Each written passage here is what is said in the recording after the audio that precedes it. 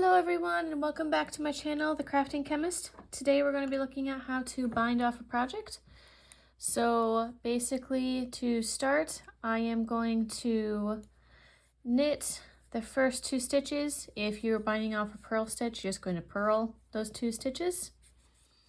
Now what I'm going to do is I'm going to take the first one that I knit and I'm going to slip it over the second one, right? Leaving it like this.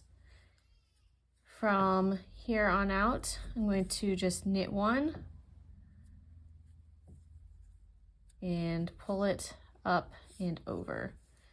And you're just going to do that all the way across until you get to the end where you should just have 1 knit stitch left on your needle. So once you have only 1 stitch, it should look something like this. And all you are going to do at this point is just cut your thread. You're going to pull this out in order to finish it off, and then using probably either a crochet hook or a darning needle, you will just weave in your ends to finish up your project. I hope this helps. Please like and subscribe to see more videos, and have a great day, and I'll see you in my next video. Bye.